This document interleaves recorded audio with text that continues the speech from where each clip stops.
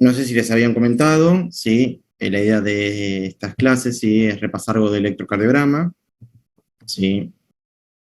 Eh, Principalmente las voy a estar dando yo, quizás la doctora Moraes se una algún que otro día, si ella puede con respecto a los días y horarios, sí, y va a estar Enzo, sí, acá dándonos una mano también. Bien. Bien, tienen que recuperar todos el cardio, ¿cómo vienen para interna?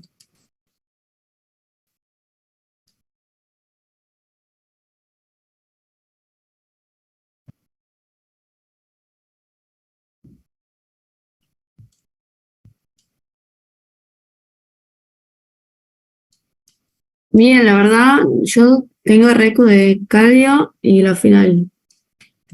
Récord cardio al final. El resto le queda al final nada más, algún recuperatorio.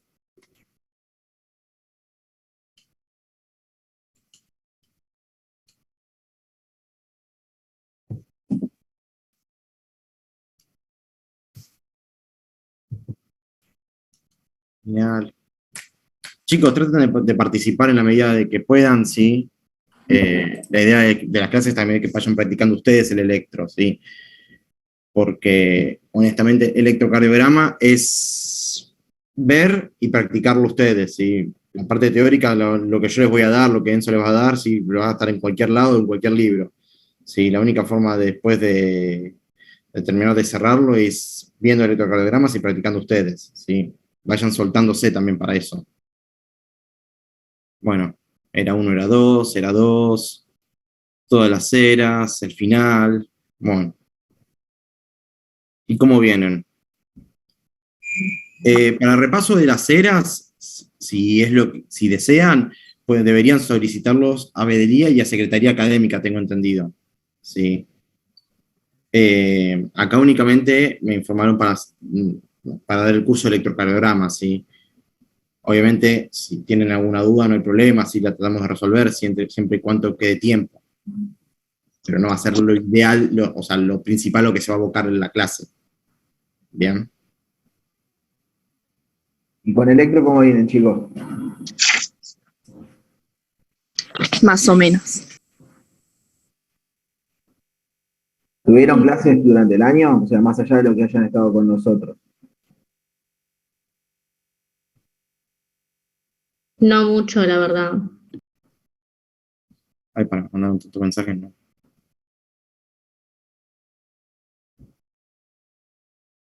Bueno, lo que es el curso, chicos, se va tardando lo que es lunes y miércoles a este horario, ¿sí? De 7 hasta 21. Si es que llegamos con el horario o se corta antes, ¿sí?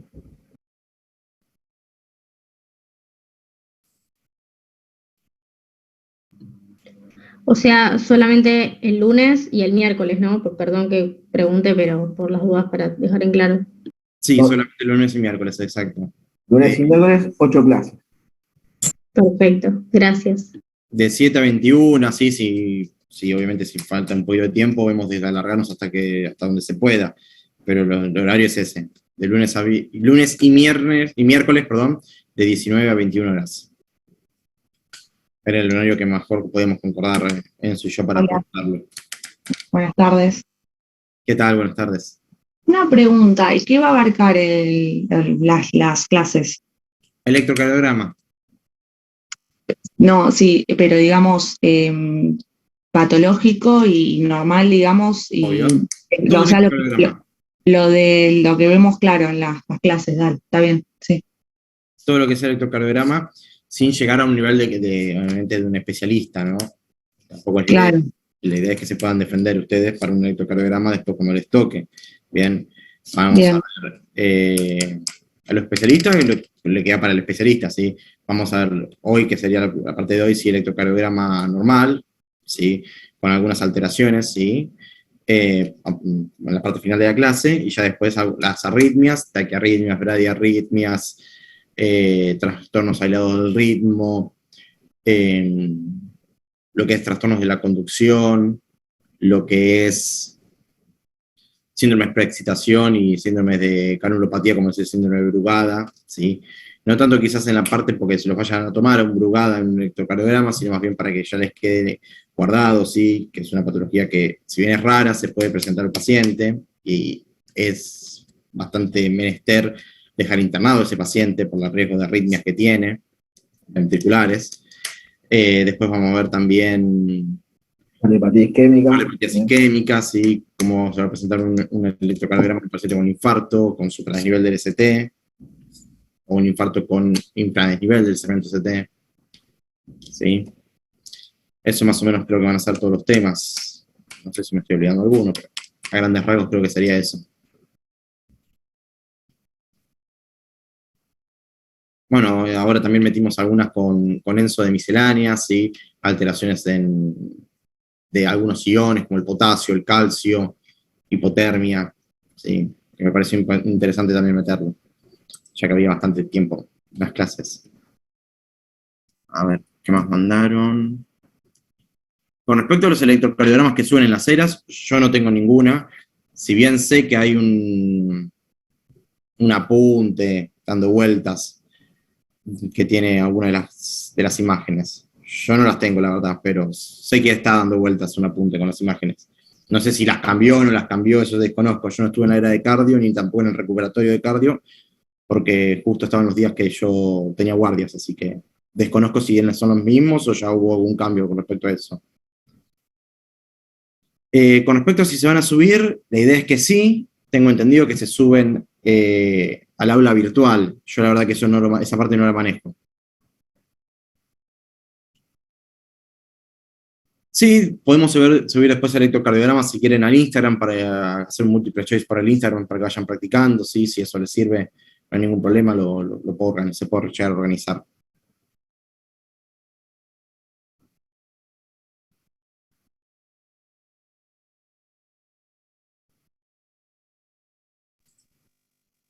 Bueno,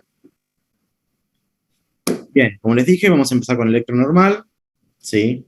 ¿Hay alguno de los que esté acá que haya cursado conmigo, con la doctora Moraes, en el año?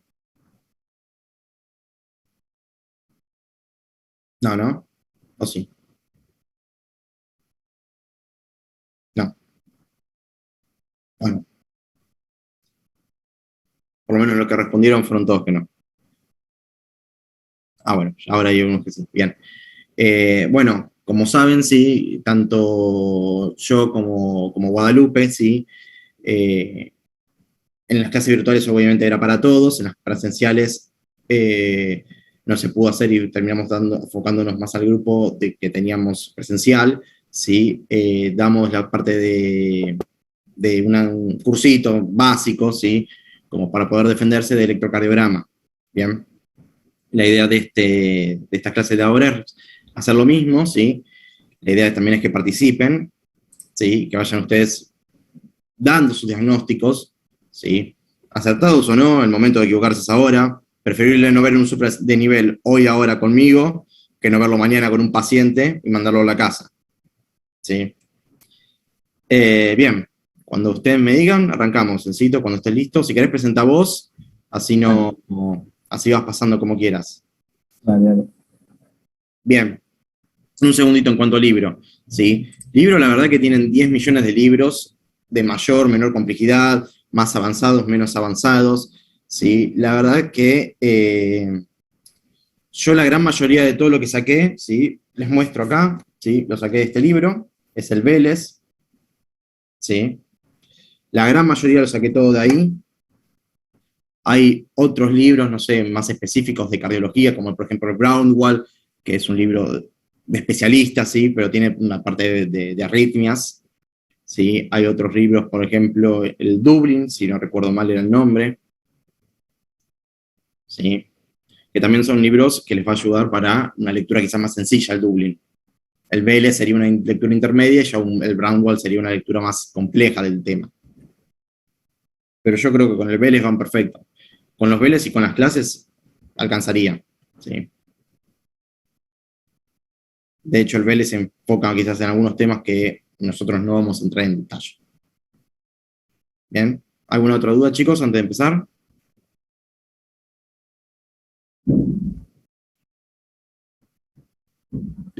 No, no. Bueno, Encito. Ahí comparto pantalla.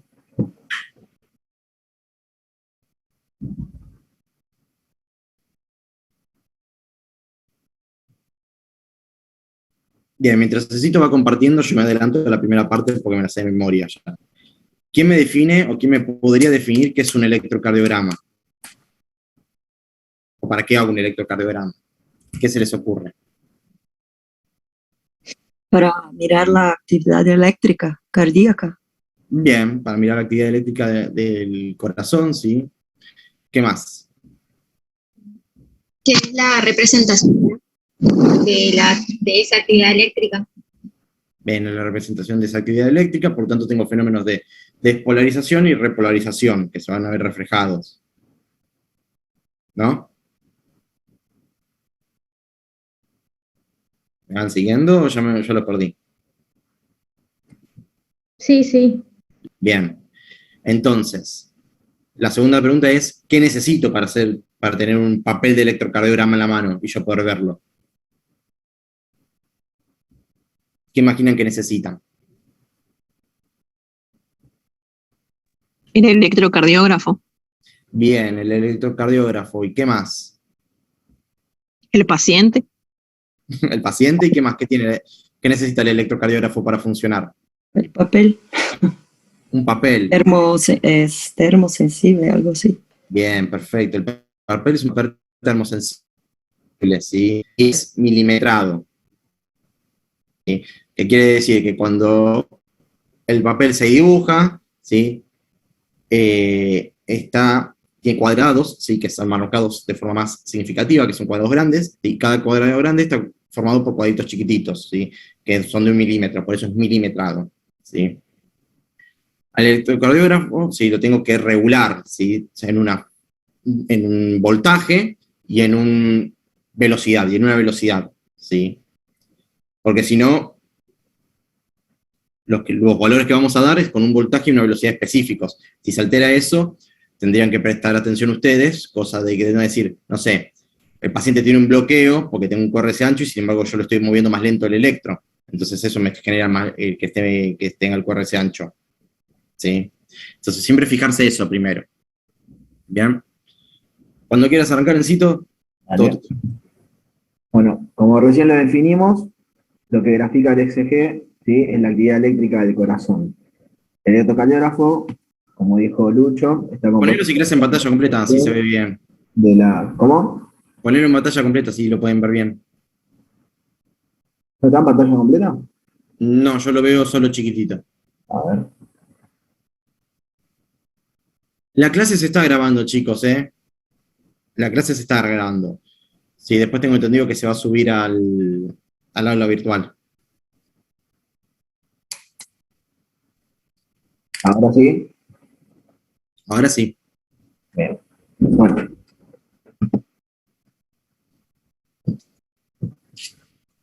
Vamos. El papel de registro, ¿sí?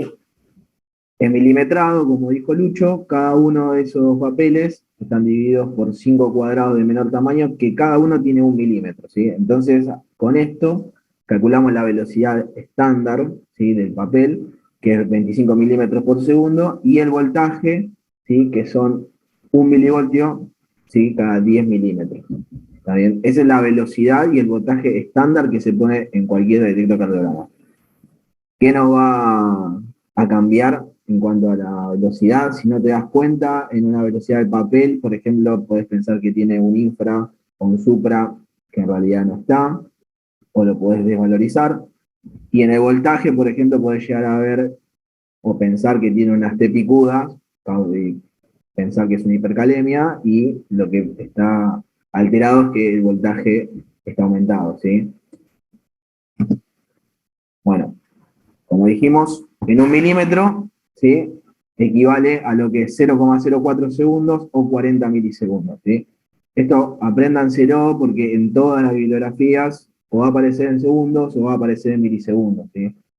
Y es lo mismo. Entonces apréndanse esas equivalencias porque si no después es más complicado y uno se pierde y no termina sabiendo cuánto equivale tal onda, tal intervalo, tal segmento, ¿sí? Entonces, cada cuadrado grande equivale a lo que es 0,2 segundos o 200 milisegundos, ¿sí? Después, lo que es en los cuadrados, en cuanto a es la altura, que cada cuadrado grande equivale a 0,5 milivoltios y dos cuadrados grandes, que serían 10 milímetros, 1 milivoltio entero, ¿sí?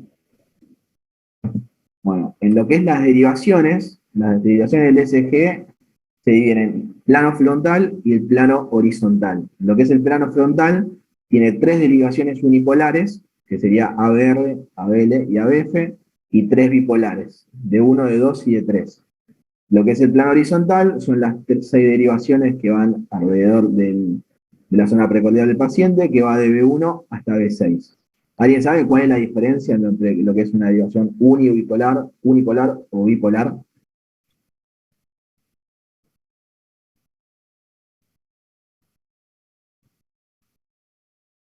¿O qué se imaginan que es? ¿Qué es lo que quiere decir con unipolar o bipolar?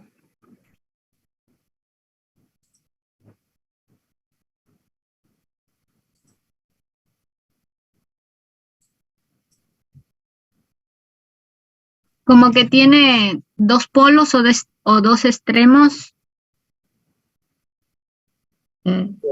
Bueno, ampliamos un poquito.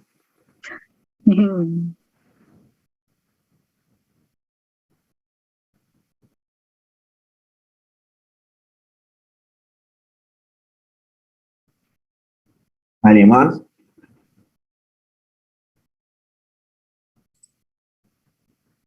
En el chat pusieron que va en más, en una más direcciones. No. Unipolar, una dirección. Lo que sería bipolar, lo que es de 1, de 2 y de 3, es a lo que mide, ¿sí? Lo que mide son diferencias de potenciales. Diferencias de potenciales, que ahora lo vamos a ver, ¿sí?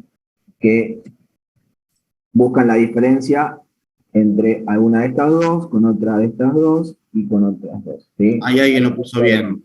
Significa que tiene un lado positivo, es decir, un polo positivo y un polo negativo, ¿sí? Y lo que se mide es la diferencia de potenciales entre ambos polos, ¿sí? Por eso es lo que estaba diciendo Encito, ¿sí? Es decir, ustedes van a tener de un lado un polo positivo y del otro lado un polo negativo. Y lo que se busca es la diferencia de esos potenciales. Ahí salen las derivaciones bipolares. Bien.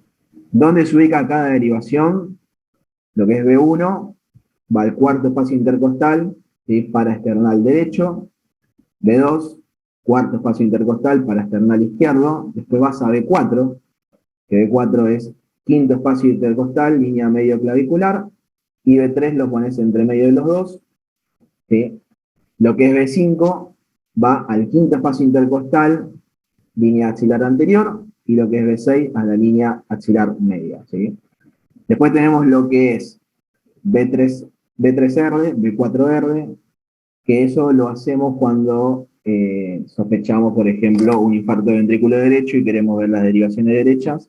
Hacemos lo mismo de aquel lado y ahí podemos ver si hay algún supra o no hay ningún supra para ver si es del infarto del ventrículo derecho o no, ¿sí? Sobre todo si tenemos un infarto de cara inferior. Pero eso ya lo vamos a ver cuando sea la clase de cardiopatía isquémica. Como dijimos, las derivaciones bipolares registran la diferencia entre dos puntos, ¿sí? De 1, lo que hace es la diferencia entre ABL y ABR. De 2, es la diferencia entre ABF y ABR. Y de 3, es la diferencia entre ABF y ABL, ¿sí? Son la diferencia de los dos potenciales que equivalen al vector que forman ahí, ¿sí? ¿Qué otras derivaciones hay? ¿Sí? El SG derecho, como dijimos, las mismas derivaciones, solo que se van desde el otro lado, se ubican en el mismo lugar, que son las derivaciones normales, solo que van del hemitorax derecho, y lo que es el SG posterior también lo puedes hacer cuando hay una cardiopatía isquémica de cara inferior, ¿sí? Y lo que se ubica es B7, B8 y B9 a la altura más o menos de lo que es B3 y B6, ¿sí? es decir, en el quinto espacio intercostal.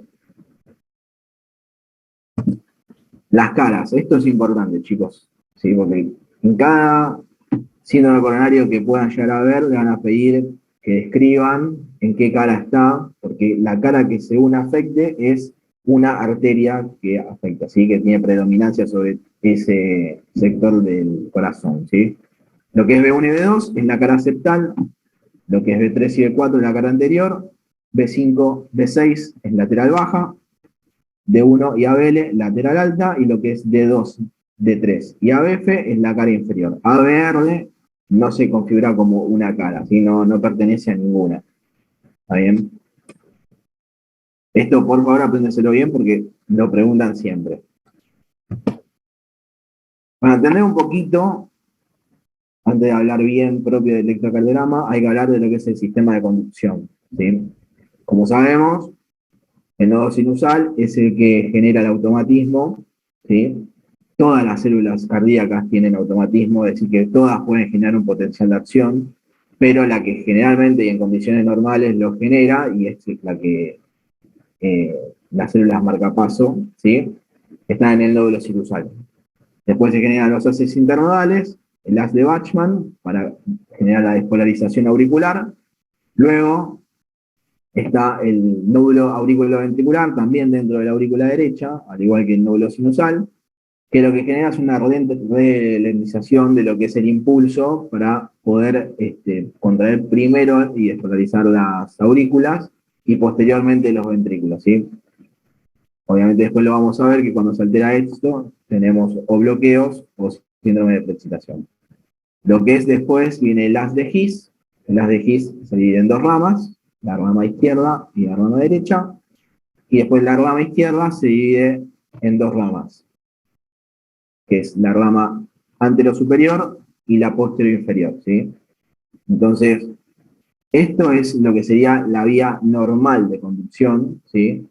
Del impulso cardíaco, pero todos sabemos que generalmente lo puede causar cualquier célula cardíaca. ¿Qué pasa con esto? O sea, en cualquier tipo de arritmia lo puede generar el nódulo sinusal, no genera el impulso, no es la célula marcapaso, y lo puede generar cualquier parte del ventrículo. Lo que también nos ayuda a entender lo que es la contracción, ¿sí? Y el impulso cardíaco es cómo se puede llegar a ver en el papel de registro, ¿sí? Generalmente el vector, que es predominante en todo el impulso, es hacia abajo y hacia la izquierda, ¿sí? Entonces, las caras que miren para acá, ¿sí? Hacia la izquierda, van a ser predominantemente positivas, y las caras que están por acá, por ejemplo a verde, van a ser negativas, ¿sí? Porque, ¿qué pasa? A vos alejarte del impulso, el dipolo va a generar que la resultante va a ser una línea negativa, ¿sí? Si el impulso está acá y vos ves que se aleja, en cambio, si vos ves que se acerca, ¿sí? Va a ser un impulso positivo, ¿sí? Entonces, esa es la respuesta por la que, por ejemplo, ABR siempre debe ser positiva, solo en algunas patologías lo podemos llegar a dar positiva, ¿sí?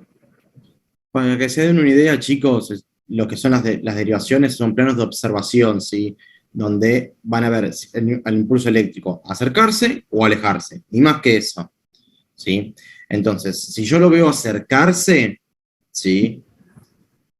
Lo que hace el electrocardiógrafo es emitir una onda positiva. Si yo veo que el impulso se aleja, emito una onda negativa, ¿sí? Para que tengan una noción básica, ¿sí? De por qué lo que es cara inferior, ¿sí? Es positiva, generalmente en la gran mayoría de los casos, ¿sí? Incluso la lateral, y por qué la cara, o por ejemplo ABR, porque ABR, por ejemplo, es negativo, ¿sí? Porque el ABR ve todo alejarse generalmente. Bien. Bien. Lo que es ondas, segmentos e intervalos, ¿sí? Las ondas ya sabemos que corresponden la onda P a lo que es la contracción, despolarización auricular, el QRS a la despolarización ventricular y la onda T a la redepolarización ventricular, ¿sí? Lo que es la onda U puede llegar a aparecer, pero no está bien sabido del todo qué es lo que genera esa onda, ¿sí? Lo que es los segmentos, como dice acá, es una línea que une una onda con otra, sin incluir una onda en el medio. Quedamos con esto, por ejemplo, el segmento PR incluye desde que termina la onda P hasta que comienza la onda Q. ¿Sí? No hay ninguna onda en el medio. Y lo que es el intervalo PR incluye lo que es segmentos y ondas. ¿Sí? El intervalo PR va desde que arranca la onda P hasta que empieza el QRS. ¿Sí? Lo mismo con el intervalo QT.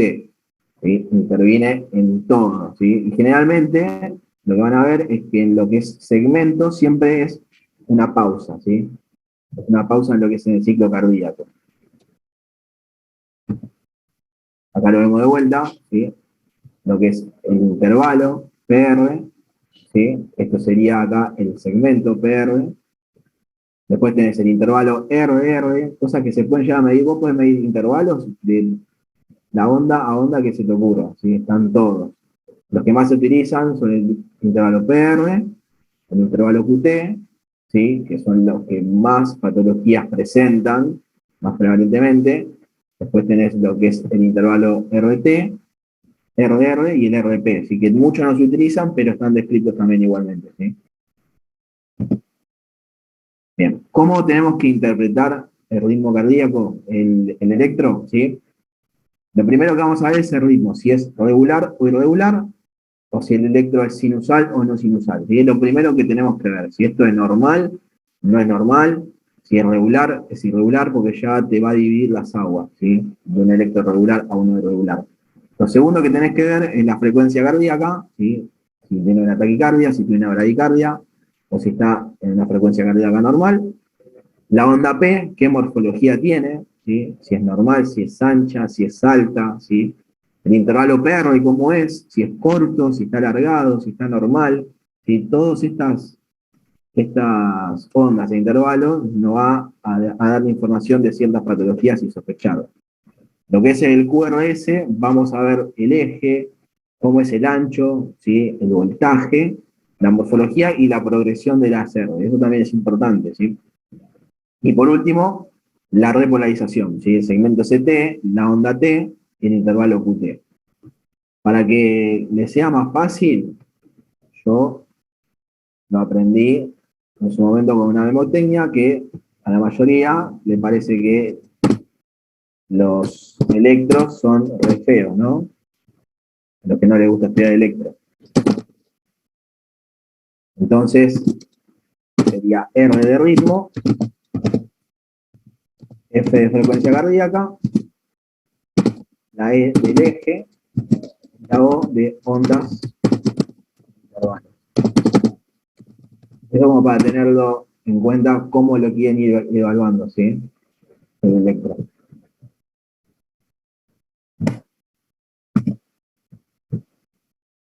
Bien, lo que es el ritmo. Tenemos que ver si el ritmo es regular o irregular.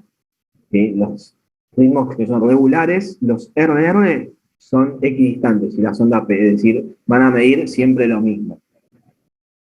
¿Cómo son los criterios para que sea un electro sinusal? La onda P siempre tiene que tener morfología positiva en lo que es cara inferior, como dijimos, de 2, de 3 y ABF, y negativo en ABR, como dijimos antes, por lo mismo, por el impulso, cómo lo ve que se acerca en cara inferior, y por en ABR, cómo lo ve que se aleja. Va a ser siempre negativo, normalmente. La frecuencia cardíaca siempre tiene que estar en valores normales, de 60 a 110, con la frecuencia auricular y ventricular regulares, es decir, PR regular.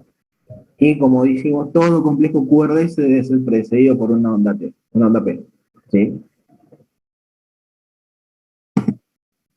La frecuencia cardíaca, lo normal, de 60 a 110, menos de 60 bradicardia, más de 100 taquicardia. ¿Y cómo lo calculás en el electro? Si querés sacarlo con los cuadraditos, si es regular, puede ser 1500 menos el número de los cuadraditos entre R y R, o 300 dividido el número entre R y R, o lo que se utiliza habitualmente es contar las líneas verticales gruesas entre R y R y te vas fijando. ¿Sí? Ahora lo vamos a ver. Y cuando es irregular, ¿cómo calcular la frecuencia cardíaca? Tenés que contar 30 cuadrados grandes, es decir, 6 segundos, contás la cantidad de QRS que hay dentro y eso lo multiplicás por 10. ¿Sí? No es lo más específico, lo ideal sería hacer 1 minuto y calcular cuántos QRS hay en 1 minuto, pero eso es imposible, porque si no tenés un pergamino de electros. ¿Sí? Como dijimos, la forma más fácil en un electro regular, ¿sí? Cuando ves una línea gruesa y justo cae la R de acá, puedes calcular. Si la otra R está acá, ¿sí? Va a estar en 300. ¿Sí? Si está a un cuadrado grande, va a estar en 300 latidos por minuto. Si está a 2 cuadrados, 150. Si está a 3, a 100. Y así sucesivamente. ¿Qué quiere decir 30, 10, 5, 3, 2?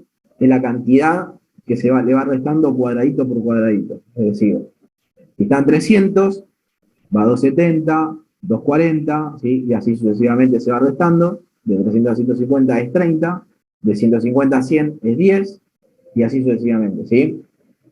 Y en lo que es el irregular, como dijimos, son 6 segundos, 30 cuadrados grandes, serían estos. Contás la cantidad de QRS que hay en esa cantidad de segundos y lo multiplicás por 10, ¿sí? También mucho de lo que hacen es hacerlo en 10 segundos y multiplicarlo por 6. Es igual, ¿sí? Bien. Una pregunta, ¿por qué por 10? ¿Por qué por 10? Porque Sí. tenés que calcularlo en 60 segundos, en 1 minuto, ¿sí? Entonces vos al multiplicarlo por 10, estás acercándote a lo que sería los latidos por minuto, ¿sí? En 60 segundos. No lo podés evidenciar en 1 minuto, porque el electro en 1 minuto no lo hace nadie y es muy largo. Y entonces, aproximás con esta fórmula simple de hacerlo en 6 segundos y multiplicarlos por 10. O en 10 segundos y multiplicarlos por 6. ¿Bien? ¿Quedó claro eso? Gracias. Bien. Lo que es alteraciones de ritmo y la frecuencia, vamos a tener lo que son las bradiarritmias, ¿sí? Las taquiarritmias y los trastornos aislados de ritmo. Eso ya lo vamos a ver en las otras clases. Bien, vamos a las ondas. La onda P es la sumatoria de la despolarización auricular tanto derecha como la izquierda. La duración, es decir, el ancho que tiene la onda P, ¿sí? Tiene que ser de 3 cuadraditos, ¿sí? Académicamente, menos de 120 milisegundos. Y lo que es el voltaje, es decir, lo alto, tiene que tener 2,5 cuadraditos o menos de 0,25 milivoltios. Si la duración está mayor a 120 o el voltaje está mayor a 0,25, vamos a tener tanto agrandamiento auricular izquierdo o agrandamiento auricular derecho respectivamente, que ahora lo vamos a ver, ¿sí?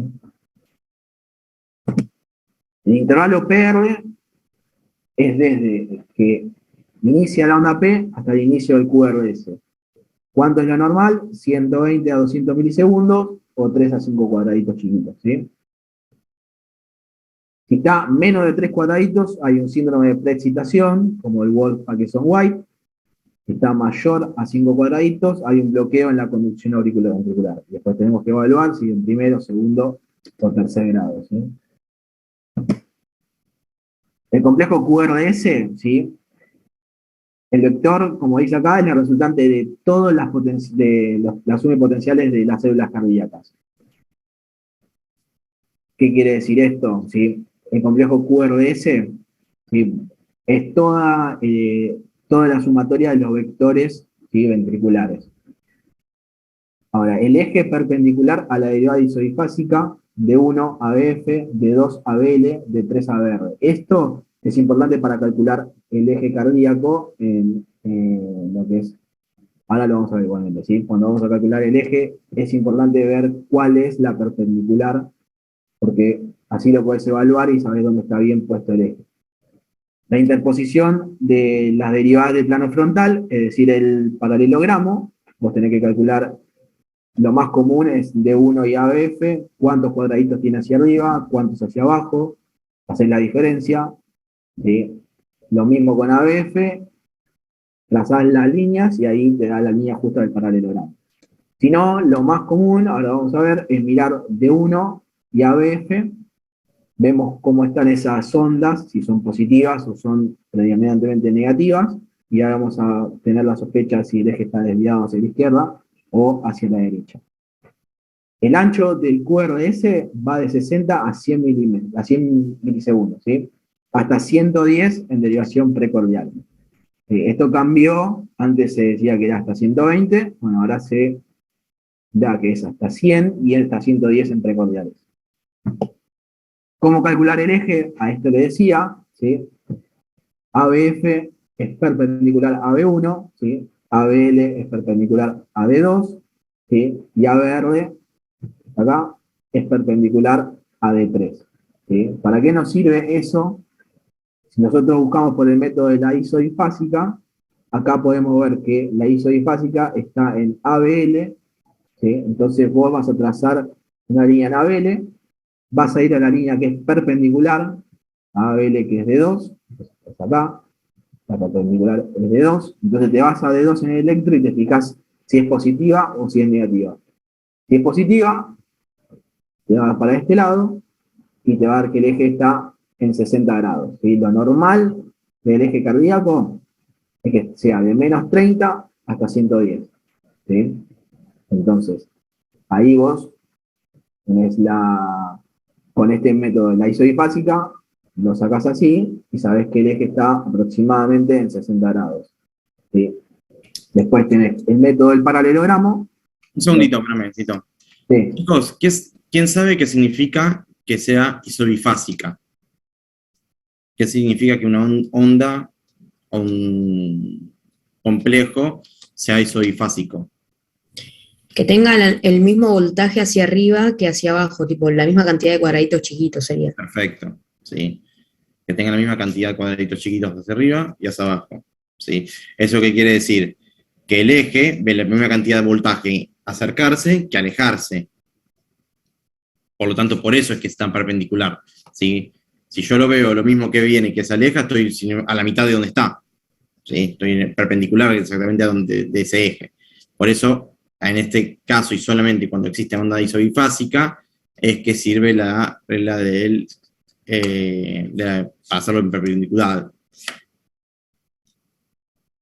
Bien. Después lo que tenemos es más complejo. ¿Sí? Acá Para preguntar una pregunta. Los cuadraditos se encuentran siempre desde la línea isoeléctrica, ¿sí? Desde la línea de base del paciente, ¿sí? Para eso sirve mucho que el paciente tenga una línea de base buena. ¿Sí? Obviamente, si es una línea de base que oscila mucho, a veces es medio complejo medirlo. ¿Sí? Pero bueno, el punto de corte es donde está la línea isoeléctrica. Perdóname, cito. Bueno, acá, yendo al método del paralelogramo, ¿sí? Acá tendría que ser D1, ¿sí? No D2. Contás cuántos cuadraditos chiquitos hay hacia arriba, cuántos hacia abajo, lo mismo en AF, cuántos hay hacia arriba, cuántos hay hacia abajo, ¿sí? Hacés la diferencia, 12 menos 1, 11, 8 menos 1, 7, y vos trazás, haces un eje cartesiano, ¿sí? Y vas de D1, nos dio 11, y haces 11 cuadraditos hacia abajo, ABF, vas 7 cuadraditos hacia allá, ¿sí? Y ahí trazas la línea y te da el eje eléctrico. ¿Dónde estaría el eje eléctrico? Si nos daría negativo, iríamos en D1, nos iríamos para acá, y si nos daría negativo en AF, nos iríamos para acá. ¿Está bien? Ahora, ¿cuál es el método más sencillo y que más se utiliza comúnmente para sacarlo rápido del eje? Es mirar directamente en D1 y ABF, ¿sí? cómo están las ondas. Si D1, nosotros nos paramos acá en el centro. Si D1 es positivo, ya sabemos que el eje va a estar para acá. ¿Sí? Y si ABF es positivo, o sea, ambas son positivas, sabemos que el eje va a estar entre 0 y 90. Entonces vos decís que el eje está normal. En cambio, vos te vas a sacar en el medio. D1 positivo, ¿sí? Y te da ABF negativo, vos sabés que el eje va a estar hacia acá. Entonces vas a decir que el eje va a estar desviado hacia la izquierda. Y por lo contrario, si vos te parás acá y te da que D1 lo tenés negativo y ABF positivo, el eje se desvía a la derecha. Entonces, ¿cómo pasa el electro? ¿Te fijas? Como está D1, en este caso está positivo, en este caso está positivo, es decir, que el eje está normal. Si fuera que D1 es negativo y ABF positivo, el eje está a la derecha, y D1 es positivo y ABF es negativo, el eje está a la izquierda. ¿Está bien? Esa es la manera más rápida de vos poder evaluar cómo es el eje. No, obviamente no es muy específico, pero es una manera rápida y para no hacerlo de manera engorrosa, para hacer el método del paralelogramo o de la onda isobifásica. Te lo afino un poquitito más, ¿sí? Pongámosle que el eje está en D1, D1 da positivo, ¿no? Y ABF da positivo. Sabemos que el eje está normal. ¿Hasta ahí me siguen? Sí, Sí. Bien. Sí. ¿Qué derivadas tengo dentro de ese cuadrangular que yo marqué? Tengo D1, tengo el negativo del ABR, tengo el D2 y tengo ABF, ¿o no? sí, ¿No? ¿Me siguieron hasta ahí? Bien. sí. Entonces tengo 4 posibilidades, ¿sí? Y después es cuestión de buscar cuál de todas esas es la que tiene mayor voltaje. Si tiene el negativo del ABR sería el voltaje negativo, ¿no? Obviamente, porque estamos hablando de lo negativo del ABR, o sea, el opuesto del ABR, que sería, ¿sí? Lo opuesto que yo veo acá. El D2, ABF o D1, ¿sí? El que tenga mayor voltaje es donde la mayoría del vector es donde está apuntando, o sea, la mayoría de los vectores es donde están apuntando. Por lo tanto, yo puedo decir, si D2 en este caso, sí, que aparenta por lo menos ser la de mayor voltaje entre D1, D2, ABR y ABF, D2 es la que aparenta el mayor voltaje, entonces yo digo, la aparenta mayor voltaje en D2, entonces obtiene mayor voltaje de D2, entonces el eje está tendiendo a 60 grados, ¿sí? ¿Me siguieron? Luciano, una consulta. Sí. Por ejemplo, en D1 me da positivo y ABF me da 0. ¿Cómo sería en ese caso? ABF, o sea, te puede dar positivo o negativo, o isobifásica. Si es isobifásica, el eje está en D1. Si D1 te da positivo y ABF te da negativo, si el voltaje de ABF es negativo, significa que el eje está desviado para la derecha, para la izquierda. Sí, ahí está marcando un cito. ¿Sí? Si el eje estaba desviado para la izquierda, tengo también 4 posibilidades. Está en D1, está en ABL, ¿sí? Está en el negativo de D3, o sea que tengo D3 también va a estar negativa, tengo que fijarme el voltaje de D3, o está en el negativo de ABF. ¿Sí? Y ahí busco de vuelta, en esas 4 derivadas, cuál es la que mayor voltaje tiene. Y me acerco al eje. ¿Sí? Me acerco un poquito más al eje. ¿Me fueron siguiendo? Sí, sí, gracias. Bien. Y después lo que tenemos, la última opción, es si ambas son negativas, el eje está extremadamente desviado. ¿Se les ocurre en algún tipo de arritmia que pueda llegar a dar un eje extremo? ¿O en qué momento? ¿De dónde podría venir el impulso para que todo en este caso se vea hacia ese lado, totalmente contrario a lo que es normalmente? Puede ser que hayan puesto mal las cositas. Podría ser, pero alguna patología en sí. ¿Puede ser un situs inversus o ahí sería desviado hacia la derecha? Se genera desviado a la derecha, generalmente. Lo que es destrocardia o situs inversus se genera desviado a la derecha. Perfecto. No está mal pensado, podría. Sin embargo, por ejemplo, porque vos tenés que verlo todo al revés. ¿El eje puede estar desviado a la izquierda? Sí. ¿El eje puede estar desviado a la derecha? Sí. Ahora, si yo lo doy vuelta y lo desvío para la izquierda, ¿sí? Me daría como cuando yo lo veo, como si el eje estuviera indeterminado. O sea, en una destrocardia yo tengo que dar vuelta a todo el electrocardiograma, ¿sí? O tengo que cambiar las derivadas del lugar.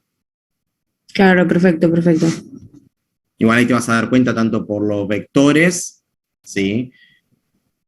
Como también las precordiales, ¿sí? Tanto el cardio frontal como las precordiales también te van a ayudar.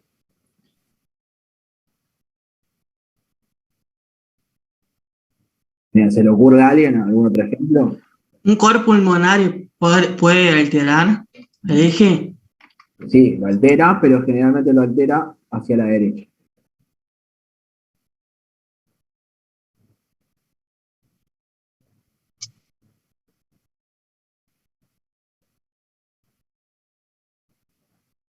Piensen, chicos, que el eje va a estar extremadamente desviado en patologías donde el impulso venga desde las células ventriculares, por ejemplo. ¿Sí? Es decir, en una taquicardia ventricular, el eje puede estar extremadamente desviado. ¿Es lo que nos importa en ese momento? Claramente no, ¿no? Pero para poner un ejemplo, es en ese caso, ¿sí? Que puede estar el eje extremadamente desviado. Siempre que el impulso venga, en este caso, desde la última parte de lo que es el sistema de conducción. Entonces, si viene el impulso de ese lado, todo se ve completamente al revés, ¿sí? En este caso, A verde podría ser positivo, ¿sí? Todo al revés de lo que sería un electrosinusal, ¿sí? Para que se den una idea. Bien.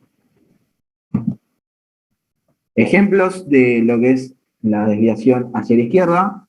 Lo más común que vamos a pensar es una hipertrofia ventricular, ¿sí? Pero la obesidad, un hemibloqueo anterior, un infarto, ¿sí? Ritmo de excitación, las sístoles, cardiopatías congénitas, todo esto predispone a que el eje esté desviado a la izquierda, y lo que es el eje desviado a la derecha, ¿sí?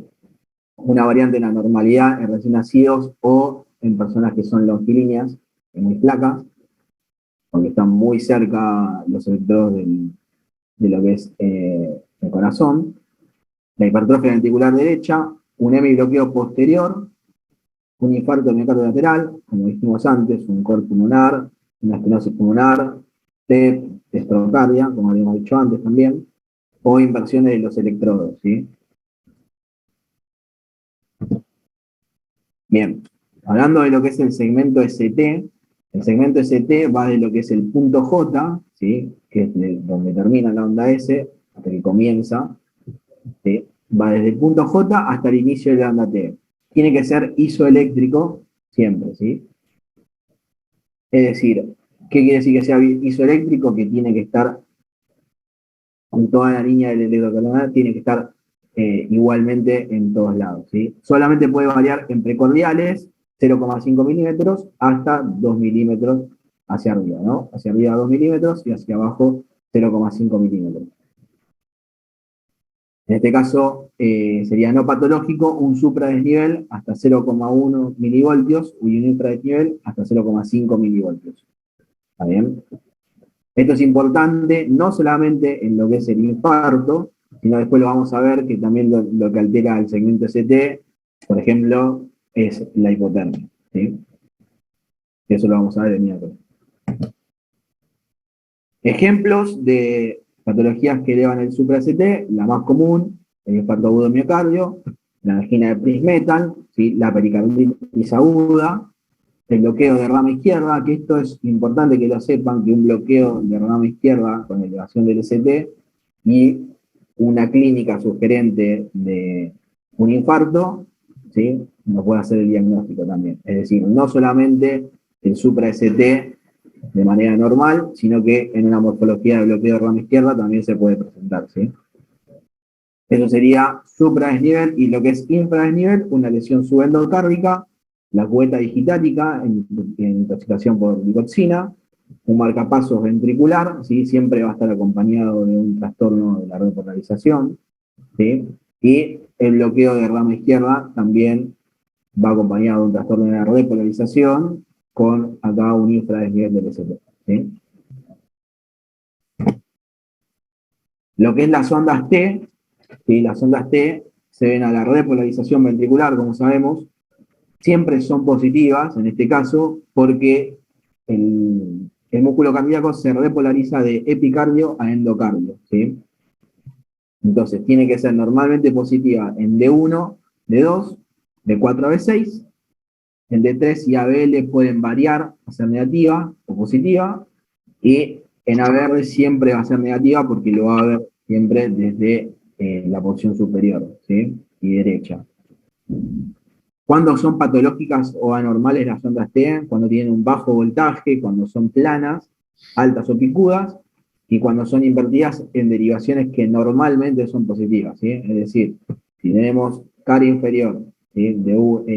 Por ejemplo, D2, D3, y podemos tomar ABF, si están invertidas, es decir, en D2 y D3 son negativas, ¿sí? Principalmente D2, tenemos que decir que eso no es normal, ¿sí? O si tienen un bajo voltaje, por ejemplo, podemos sospechar de una hipocalemia, si son altas, una hipercalemia, ¿sí? Y así sucesivamente. Lo que es el intervalo QT y las ondas U, el intervalo QT va desde el inicio del QRS hasta el final de la onda T, ¿sí? Normalmente mide entre 350 y 450 milisegundos en hombres y en mujeres de 360 a 460, ¿sí? Lo que es la onda U, ¿sí? Se puede ver en B3 y B4, en latidos post-extrasístole, pero esto la verdad que no se ve normalmente, y como acá es indicador de alteración electrolítica, sobre todo en lo que es hipocalemia, ahí se puede ver muchas ondas U, ¿sí? Bien, un electro normal. Viendo como lo vimos anteriormente, ¿sí? Lo primero que tenemos que mirar si el ritmo es irregular, ¿sí? O regular. En este caso, vemos que el ritmo es regular, ¿sí? Regular, ¿es sinusal o no es sinusal? Como veíamos si era sinusal, ondas P positivas en D2, D3 y ABF, ¿sí? Positivo, positivo, positivo, ¿sí? Cada onda P precede un QRS, ¿sí? Y tenemos que ver después la frecuencia cardíaca, más o menos, evaluamos, por ejemplo acá, ¿sí? Sería 300, 150, 100, y acá estaría, ¿sí? Más o menos siempre evaluarlo desde una línea gruesa. Bien. Después para evaluar el eje, veíamos si el eje estaba D1 positivo y ABF positivo, el eje está normal. ¿Está bien? Y después teníamos que ver tanto la onda P, como el QRS, como la onda T, en todas las derivadas y verificar si hay algún trastorno, ¿sí? En este caso no se ve, entonces se puede llegar a decir que el electro este es normal. Bien. Ahora, alguien que lo quiera describir, que se anime.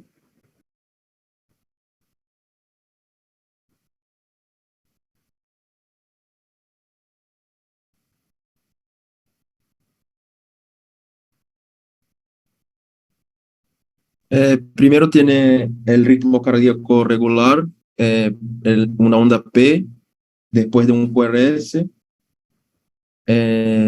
Se ve que tiene una frecuencia normal también por los espaciamientos entre cada segmento ARR. ¿De cuánto es la frecuencia? 3, 4, 5. Creo que unos 60 batimientos por minuto, latidos puede ser. 300, 150, 100, 75, un poquitito menos de 75. Debe ser unos 70 latidos por minuto más o menos. Ah, sí. Y de 1 positivo a VF positivo se puede decir que tiene un eje normal también. Y de ahí ya no sé más. Bien. Bien, vamos con el agrandamiento auricular.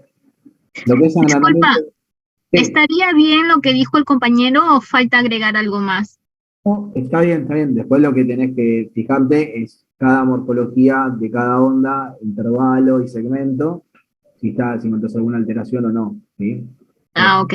Y en regular, Después, ustedes cuando tengan que describir un electrocardiograma, así en una residencia, ¿sí? Ustedes van a tener que mirar la onda P, cuánto mide la onda P, y describirlo. P de tantos milisegundos o tantos segundos. PR de tanto.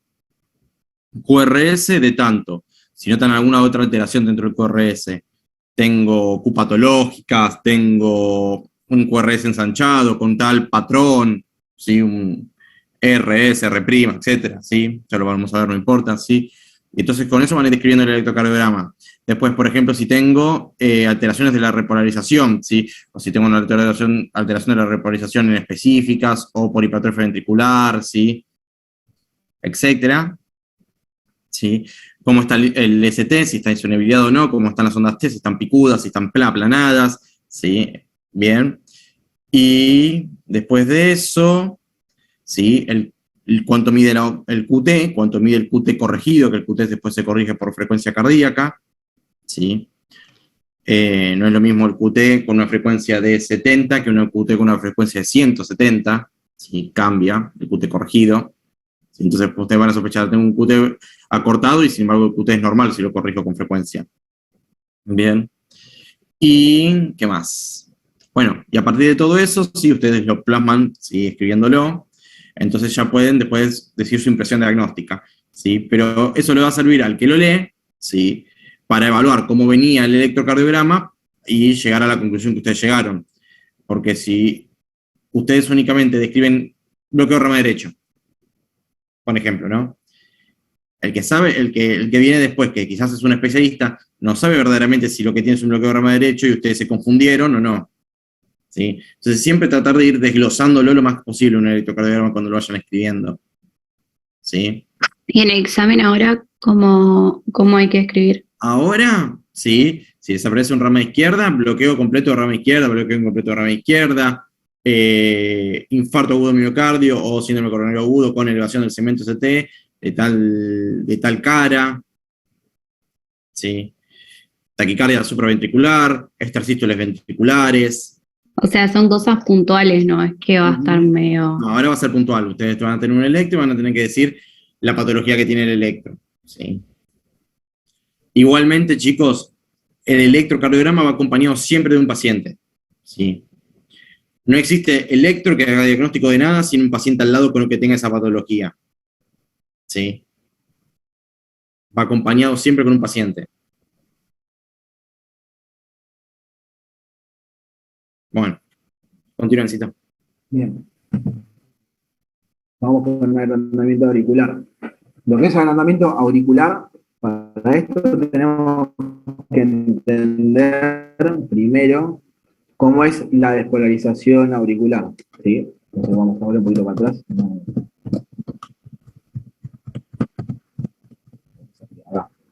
Para que se entienda lo que es la despolarización auricular, ¿sí? Y ver... ¿Pregunta? Sí, decime. O sea, una persona, ponele que tenga un intervalo QT alargado, no sé, por ejemplo, en una medicación o un tóxico, la frecuencia cardíaca ahí va a estar normal. ¿Cómo te das cuenta? Depende del fármaco. Claro, porque viste que vos dijiste que la frecuencia cardíaca... No, yo dije que el QT se corrige con frecuencia cardíaca. Ah. ¿Qué quiere decir? O sea, la fórmula del QT corregido es el QT medido, o sea, cuánto te da vos el QT, hay varias, la más común es la que estoy diciendo ahora, hay otras que no me acuerdo bien, pero por lo menos esta es la que se utiliza generalmente. Es el QT que vos mediste, y eso haces el QT en milisegundos dividido la raíz cuadrada de el RR, o sea, de la cantidad de RR, de espacio entre una R previa y la R de CQT. ¿Sí? O sea, tenés que calcular la cantidad de segundos que hay entre R y R, ¿sí? Y a eso dividirlo en la raíz cuadrada y después hacer el QT dividido ese resultado de esa raíz. Y eso te da el QT corregido. O sea, sería entre lo que estamos viendo ahora, la primera R y la segunda R. Claro, entre la R y la R medís, ¿sí? Después entre la Q y la T de la última medís.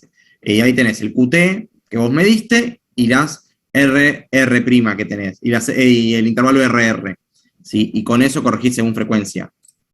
¿En qué derivación hacemos eso, generalmente? En cualquiera va a ser lo mismo, en la que vos puedas ver bien. Hay pacientes que quizás por sobrepeso, obesidad, es medio difícil ver a veces el plano frontal, y se ve mejor el plano,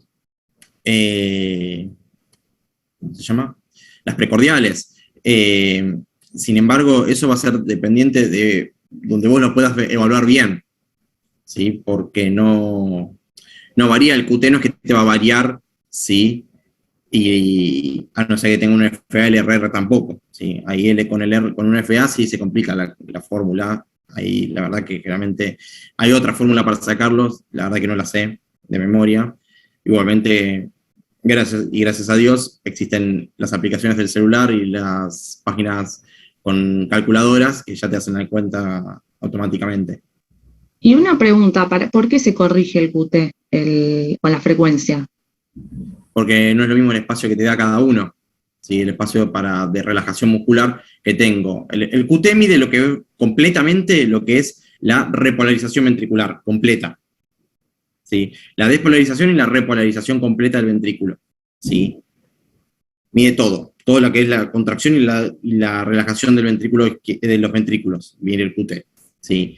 Ahora, si el QT, ¿sí? Si yo estoy aumentando la frecuencia cardíaca, no es lo mismo lo que tengo de diástole que si yo lo tengo más relajado. Bueno, acuérdense que la diástole es lo que más tarda del ciclo cardíaco, ¿sí? Y la sístole es lo que menos tarda. La sístole generalmente tarda siempre lo mismo, y la diástole, en este caso, ¿sí?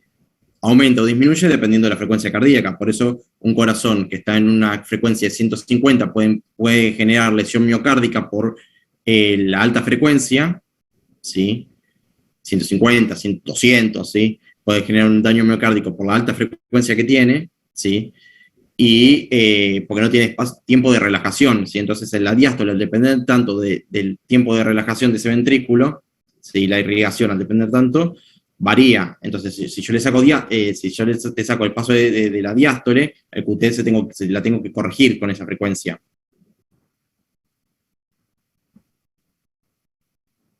Exacto.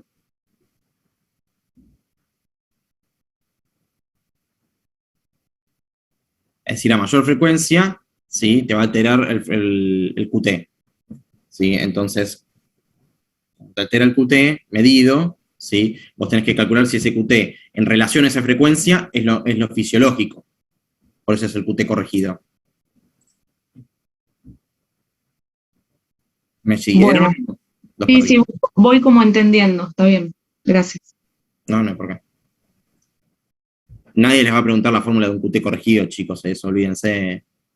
De hecho, esa me la sé, pero porque la vi hace poco, si no, tampoco me la acordaba.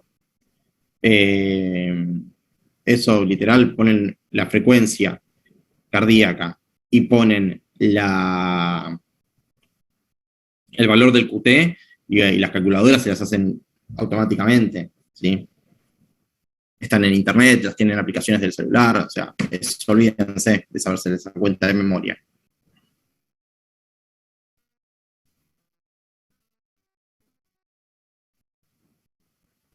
Continúen, Cito, si querés, ¿eh? ¿Alguna otra duda que tengan, chicos? No. Bueno, vamos con lo que era la despolarización auricular. Lo que es la primera porción, ¿sí? Pertenece a lo que es la aurícula derecha, y lo que es la segunda porción, ¿sí? Es a la aurícula izquierda. Entonces vamos a tener, si tenemos un agrandamiento auricular, que es de la aurícula derecha, va a tender a ser alta. En cambio, a lo que es el agrandamiento auricular de la aurícula izquierda, va a tender a ser ancha, ¿sí? Al contrario. Eso como para que lo vayan entendiendo, ¿sí? Entonces, vamos a volver.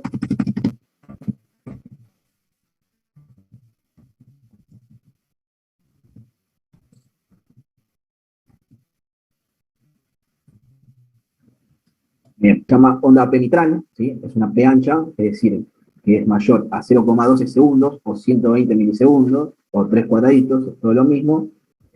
Generalmente es mellada, es decir, ¿qué quiere decir mellada? Que tiene como una M. ¿Sí? Tiene como una M en D1 y D2 y puede llegar a ser invertida en B1. Porque en B1, normalmente, como ven acá, la onda P puede llegar a ser isobifásica, ¿sí? Puede llegar a hacerlo, como puede que no. Entonces, si es con agrandamiento auricular, en D2 lo vamos a ver de tipo mellada, y lo que es en B1 lo vamos a ver invertido, ¿sí? Va a tender a ser más negativa y van a ver que dura más de 3 cuadraditos. ¿En qué patología se ve? Como es mitral, generalmente en todo lo que es valvulopatía mitral, ¿sí? Tanto insuficiencia como estenosis mitral. Se puede llegar a ver en hipertensión, ¿sí? En valvulopatía aórtica también, ¿sí? Pero lo más común, sí, Perdón, ¿esto es como el doble lomo? no lo escuché nunca con eso. No sé si me la verdad. Con ese nombre tampoco lo había escuchado. No. Sí, como onda P mellada, ¿sí? O invertida, pero doble lomo no lo había escuchado nunca, la verdad. Bueno, en lo que es la patología en la que se ve, como dije, ¿sí? Sobre todo valvulopatía mitral, ¿sí? Hipertensión, valvulopatía aórtica, ¿sí? Todo porque genera sobrecarga ventricular izquierda y eso genera retrógradamente aumento de la presión intraauricular, ¿sí? Después, lo que tenemos es el agrandamiento auricular derecho, u onda P pulmonar, es una onda P alta y acuminada, es decir, es mayor a 2,5 milímetros en D2, D3 y ABF. Como ven, generalmente se ve mucho mejor en estas derivaciones y no tanto en las precordiales, ¿sí? Solamente B1 es la que te sirve. Entonces, puede ser bifásica con un componente inicial alto, mayor a 1,5 milímetros, en B1, con anchura normal, ¿sí? De 0,12 segundos. Es decir, esta altura afecta a lo que es la altura, ¿sí? Y esta lo que es el ancho. ¿Está bien? En D2, ¿sí? Normalmente se ve de esta manera, y en B1 se ve de esta manera, ¿sí? Tiene acá también, lo llama isodifásico, porque tiene un componente negativo, pero es predominantemente alto, ¿sí? ¿En qué patología se puede llegar a ver? Como dice pulmonar, todo lo que es valvulopatía tricuspidia, ¿sí? También se puede llegar a ver. Lo que es estenosis pulmonar, hipertensión pulmonar, cor pulmonar crónico, ¿sí? En un TEP también se puede llegar a ver, ¿sí? Entonces, esas son las patologías más comunes que pueden llegar a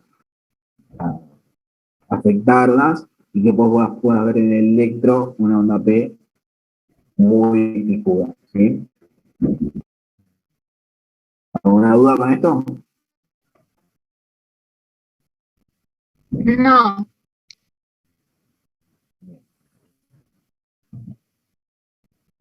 Hipertrofia del ventrículo derecho. ¿Cómo podemos hacer diagnóstico de hipertrofia del ventrículo derecho?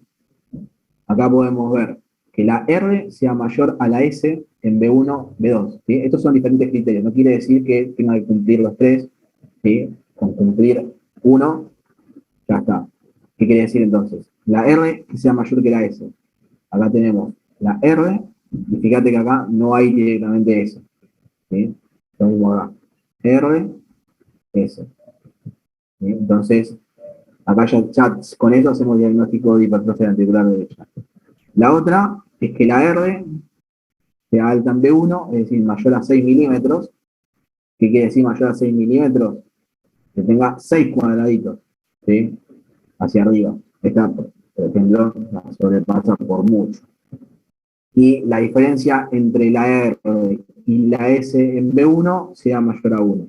Y tendría una S, vos haces la diferencia entre la R y la S en B1, si te da mayor a 1, podemos hacer un diagnóstico presuntivo, siempre en este caso de electro es presuntivo, no es en sí ya de certeza, ¿sí? Porque para eso tenemos que hacer un ecocardio, pero podemos hacer un diagnóstico presuntivo de que el paciente tiene hipertrofia ventricular derecha.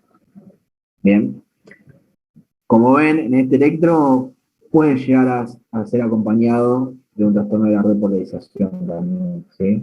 Lo mismo la hipertrofia ventricular izquierda.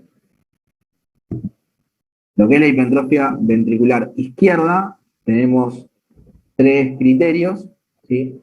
El más común y el que más se utiliza es el índice Sokolov-Lyon, por lo que hace... Hay más en realidad, hay más criterios, hay como 7 en total, pero bueno, quédense con el primero.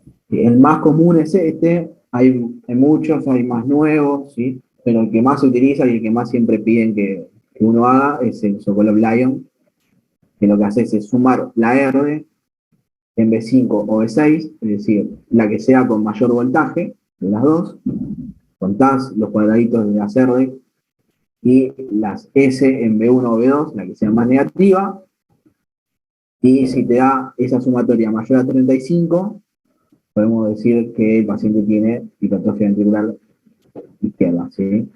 Lo que es el criterio de Cornell, sumás la onda R en ABL con la onda S en B3, y ahí nos va a dar, si es mayor a 20 en mujeres o mayor a 28 en varones, hacemos el diagnóstico de hipertrofia ventricular izquierda, perdón. Y la onda R en ABL mayor a 11, lo mismo. Nos hacen diagnóstico de hipertrofia ventricular izquierda. También hay muchas más, si quieren buscar más, las pueden buscar más, pero estas son las más comunes y las que se utilizan habitualmente, sobre todo el Sokolov Lyon, ¿sí? Ahora vamos a ver un ejemplo. Entonces, buscamos en B5 o B6 cuál es la más alta de las dos, ¿sí? En este caso, creo yo que sería B5 o B6, digo B4, B5 o B6. De estas dos es la más alta B5, contamos cuántos cuadraditos hay, ¿sí? En este caso sería 5, 10, 15, 20, 24 más o menos, y la onda S en B1, B2, la que sea más negativa, en este caso B2, y 24, 30, 35, ¿sí? Ya y se sobrepasa. Entonces con esto ya hacemos el diagnóstico de hipertrofia ventricular izquierda. En este caso con el índice de Sokolov-Lyon, ¿sí?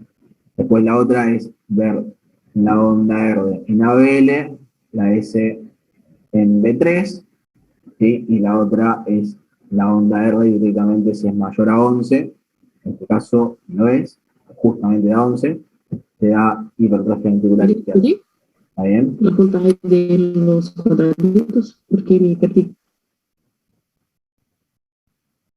No entendí si me preguntaron o si quedó abierto el micrófono. No comprendí. ¿Puede contar los cuadrados otra vez? Sí. Sigamos con el índice de Sokolov-Lyon, ¿sí? Que es este, la suma de la onda R en B5 o B6, la que sea de mayor voltaje, o la onda S en B1 o B2, si es mayor a 35, nos vamos a hacer diagnóstico. Entonces vamos a ver, vamos a B5, que es la que tiene mayor voltaje, B5 o B6, contamos los cuadraditos, 5, 10, 15, 20, 24, ¿sí? Después miramos 24, acá 25 ya sería, 30, 35, 40, 42 más o menos. En ese caso nos da que tiene hipertrofia ventricular izquierda. Si da mayor a 35, ¿sí? Tiene hipertrofia ventricular izquierda. Después tenemos el criterio de Cornell, que es sumar la onda R en ABL con la onda S en B3. Entonces vamos a la onda R en ABL, contamos, lo mismo que hicimos antes, contamos los cuadraditos en ABL, contamos los cuadraditos en S en B3, ¿sí? Y nos da mayor a 20 en mujeres o mayor a 28 en varones, hacemos el diagnóstico de hipertrofia ventricular izquierda. Y después el último criterio es si la onda R es mayor a 11 milímetros, en este caso justo da 11, también es el otro criterio de hipertrofia. Perfecto, muchas gracias. Bueno. Bien, vamos a ver, repasando todo. Si vamos a evaluar el ritmo, ¿qué tenemos que fijarnos? El ritmo cómo tiene que ser. O cómo regular, irregular, sinusal y no sinusal. Regular, irregular, sinusal o no sinusal. La frecuencia cardíaca. ¿Cómo se hace un ritmo sinusal, no? Entonces, presencia de onda La P. onda P. La morfología de la onda P tiene que ser positiva en D2, D3 y ABF y negativa en ABR. Bien, ¿qué más? La frecuencia tiene que ser normal. Sí. Y el complejo QRS debe ser precedido de una onda P. Perfecto. Bien.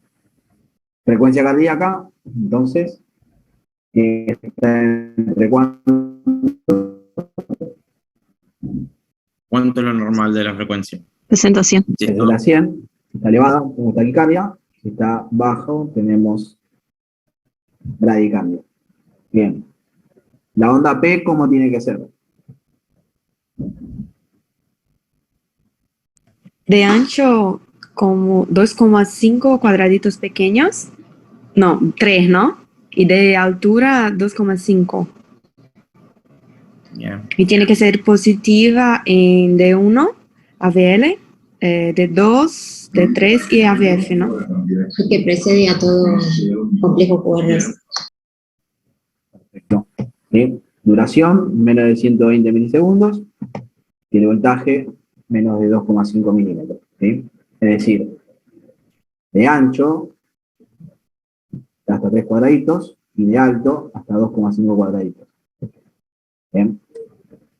El intervalo PR, ¿Cuál es el valor normal? 0,12 a 0,20 segundos. Sí. A 5 cuadraditos. bien, será de 120 milisegundos o 0,12 segundos, ¿hasta cuánto? 0,20. 200 milisegundos. Perfecto. Lo normal, entonces es de 120 a 200 milisegundos. Bien, y si está acortado, Un síndrome de preexcitación. así. Síndrome de Wolff, sería el Parkinson, mejor. White. Bien. No de Wolff Parkinson White, y si está aumentado, mayor a 200, Bloqueo bloqueo auriculoventricular. Bien. Complejo QRS, el eje, ¿cómo tiene que ser?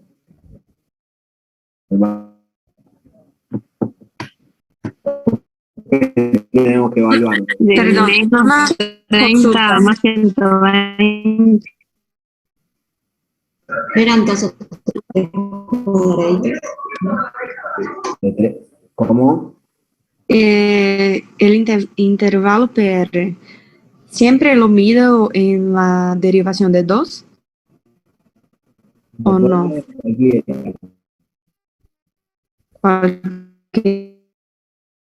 También, gracias.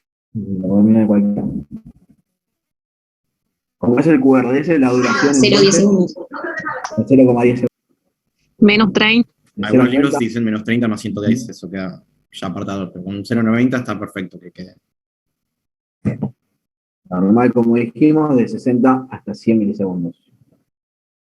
Entonces, el segmento ST, ¿cómo tiene que ser?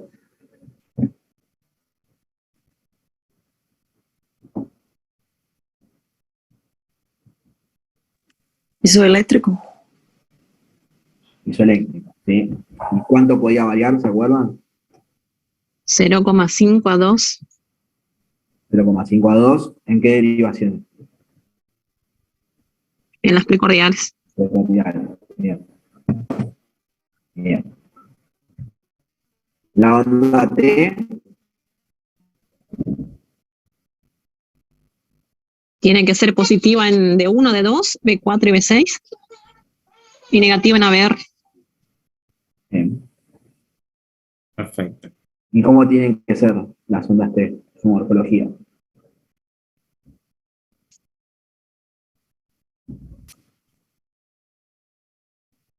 Tiene que seguir el QRS, ¿no? Está en el mismo sentido. Siempre tiene que ser el QRS y tiene que tener una morfología de qué tipo? Asimétrica. Simétrica. Simétrica. Asimétrica. Asimétrica. Patológica y simétrica, ¿verdad? Entonces, positiva en D1, D2, D4, D6, asimétricas, y negativas puede llegar a ser A verde y D1. El intervalo QT, por último, ¿cuál es el valor normal? En hombres y en mujeres. 0,32, no, 0,40 segundos. Pero Un poquito más. Estamos ahí.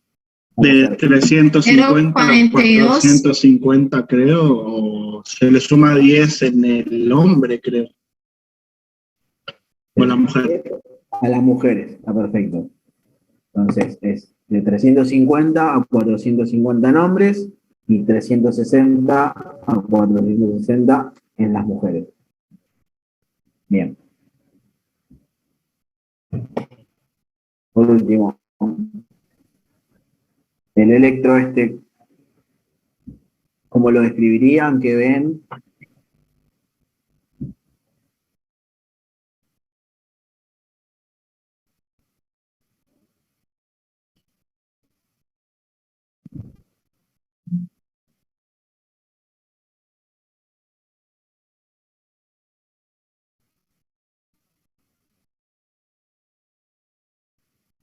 ¿Alguien que se anime?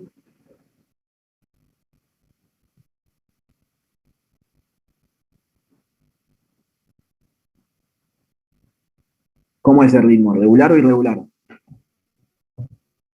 Regular.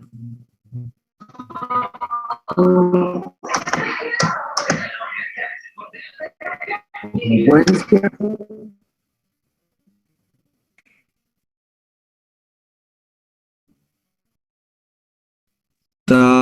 Taquicárdico. ¿Cuánto tiene de frecuencia? 75. Ah, sí, 75. Sí, un poco más creo capaz, ¿no? 75 más o menos, un poco más, un poco menos, o sea, no está taquicárdico el paciente, en este caso. Bien. ¿El eje cómo está?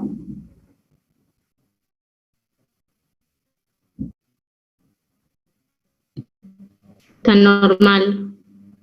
Está normal, ¿sí? Está positivo en D1, positivo en AF. ¿Sí?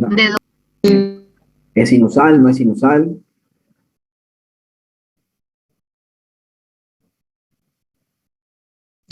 Sí, sinusal. Bien. ¿Es sinusal? ¿No ven nada más? Hay un infradesnivel ST, me parece, ¿no? ¿Dónde? En D2. D2, ¿sí? En B5. B6. D3 y ABF. D3 y AFF, sí. Sí, Bien. sí. Y aparte también me parece que hay una hipertrofia ventricular también, ¿no? Sí, hipertrofia. ¿Ventrículo derecho o ventrículo izquierdo? Izquierdo. Izquierdo, sí. Bien. Bien. La hipertrofia y hipertrofia ventricular izquierda. Y esto, la causa de la depresión del ST, ¿cuál es?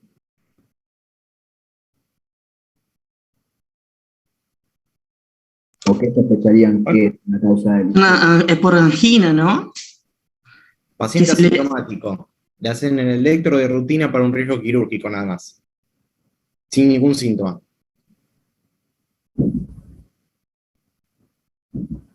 Y ahí está la razón por la cual un electro nunca puede estar disociado de una persona.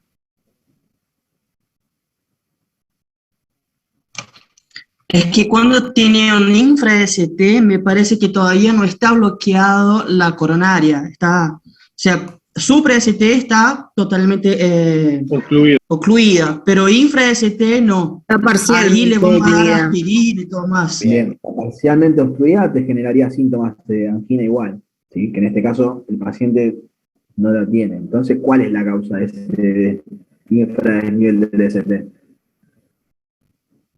Una lesión subendocárdica. Estamos hablando de la Mismo.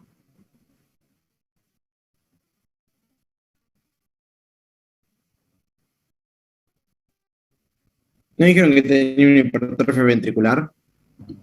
Sí. Bueno. Si yo tengo hipertrofia ventricular, ¿puedo tener una alteración de la repolarización asociada a esa hipertrofia? Para mí no. En teoría sí. Yo creería que sí, porque tenés más tejido. Sí, es posible. Sí, tranquilamente. Sí. Entonces, si yo tengo una alteración de la repolarización, si en un tejido que está hipertrofiado, ¿sí? Puedo tener una alteración de la repolarización de ese tejido. ¿Sí? Y eso me puede producir una alteraciones en el ST en lo que sería el STT, ¿sí? La STT y la T, ¿sí? Por eso tiene las T negativas, pero si bien se dan cuenta, son T negativas, pero son asimétricas, ¿sí? No me hablan de T isquemia, ¿sí? Y tiene el infra, sí, pero porque tiene una alteración de la repolarización. Eso a veces también se puede dar el infradesnivel en un trastorno O sea de que cuando tengo repolarización una precoz. hipertrofia ventrículo es común ver así el Podría. electro. No, podrías, no siempre. Creo que incluso en el anterior no tenía alteración de la repolarización. Claro, pero o sea, si nos toca un electro así, Es posible, sí, es posible.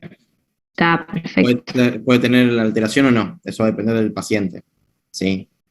Otra, bueno, ya esto es más una ayudita quizás para lo que es posteriormente el examen, ¿sí? Un electro normal se los puede tirar, ¿sí? Sepan electro normal. Si les tiro un electro normal, generalmente va a ser un electro completo, ¿sí? Las 12 derivaciones. Raro que lo haga con una tira suelta. Bien, una derivada sola.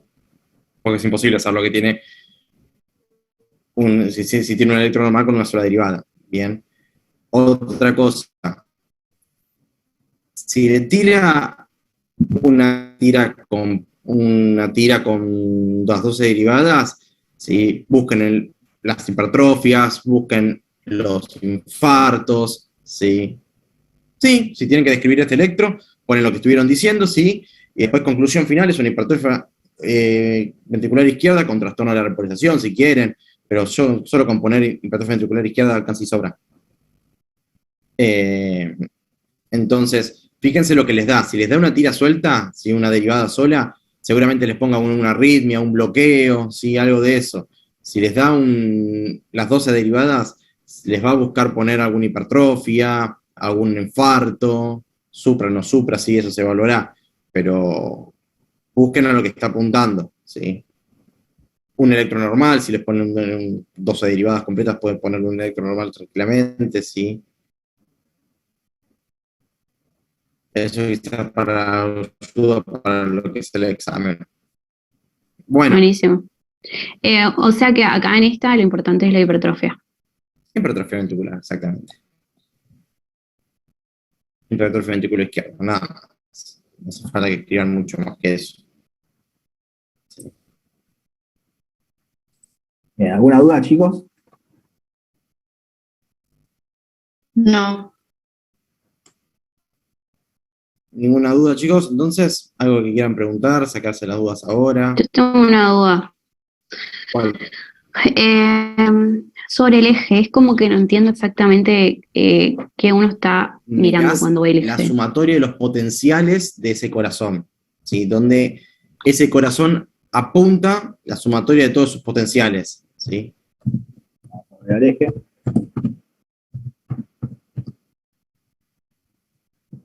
Lo que mirás, en este caso, ¿sí?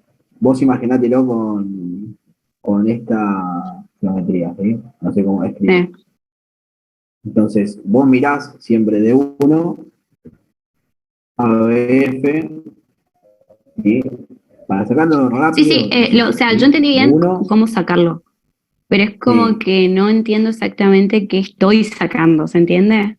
Lo que estás sacando es el vector resultante de todas las contracciones sumadas del ciclo cardíaco, ¿sí? De lo que es la contracción y despolarización de todo el corazón. De todo. Ujú.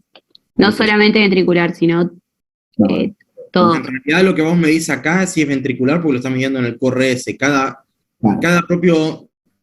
onda, la onda T, la onda P y el QRS tiene su propio eje, ¿sí? Sin embargo, el que se saca generalmente para la sumatoria global sería la del QRS, ¿bien? Ujú. En la mayoría de músculo cardíaco que tenés. Entonces sería más bien. Sí es cierto que cada una de las ondas tiene su propio eje y que no siempre concuerda. Está. Entonces, lo que sacás acá es el vector resultante de toda la contracción, ¿sí? O sea, las sumatorias de toda la contracción ventricular, ¿cuál es el vector que te da? ¿Sí? Si se acuerdan de fisio, siempre nos explicaban cuál era el vector, cómo es que se contraía el ventrículo, ¿sí? Que primero era el septum, ¿sí? Para dónde se dirige, después es el ventrículo izquierdo, ¿sí? Entonces, de esa manera, toda esa sumatoria de vectores nos da el eje hacia donde va la contracción ventricular, ¿sí? Eso es lo que realmente medimos con el eje.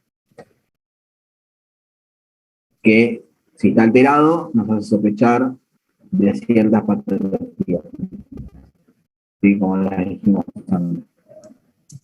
Está perfecto. ¿Está bien? ¿Alguna otra duda más, chicos? Ahí en el chat están haciendo. Sí, estoy respondiendo yo.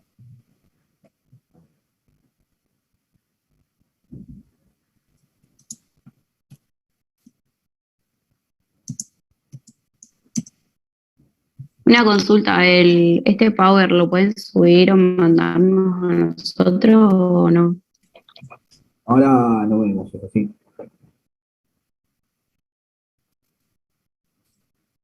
Supongo que no habría ningún inconveniente. Tendría que consultarlo con Ray, pero supongo que no. Ahí mandamos un WhatsApp para que nos manden directo. Bueno, las clases sí, la próxima clase va a ser el miércoles, sí. Vamos a ver un poquito de bradiarritmias. Bien. Y algunos temas más que añadimos con el sitio este año, además de bradiarritmias, sí. Más misceláneas, sí, los que les mencionaba antes. Un popurrí de un par de cosas, por así decirlo. Bueno, si tienen alguna duda, chicos, este es el momento, ¿sí? Para sacarlas. Aprovechen ahora si tienen también alguna duda de cardio, si no tengo ningún problema. Hoy, por ejemplo, sobró media hora, ¿sí? La clase que viene tampoco creo que sea muy larga, ¿sí? Que supongo que también va a sobrar entre 20 minutos y media hora de clase, ¿sí? Aprovechen. Ahora te lo explico un segundito, ahí explico lo del eje unipolar y bipolar. Aprovechen, sí, si tienen alguna duda, ¿sí? De sacárselas ahora, ¿sí? No tengo ningún problema, ¿sí? Para otros temas quizás me voy a detener un poquitito más en algunas patologías y abordar un poquitito cómo es el tratamiento, ¿sí? Sobre todo lo que cambió en las últimas guías. Vamos a abordar eso con el sitio. ¿Sí? Con respecto a lo del eje bipolar o unipolar, Enzo, ¿podés volver para atrás un segundito?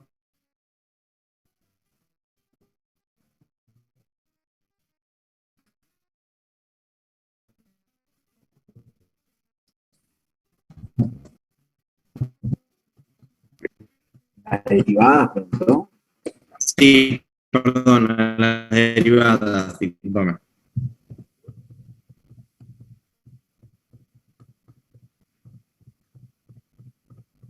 Ahí está. Una vez más. Ahí está. La unipolar, sí, únicamente tiene un polo, que son los chupetitos que vos pones, o sea, las pinzas que vos pones en el brazo, que es ABR, ABL y ABF. Las bipolares, sí, tienen dos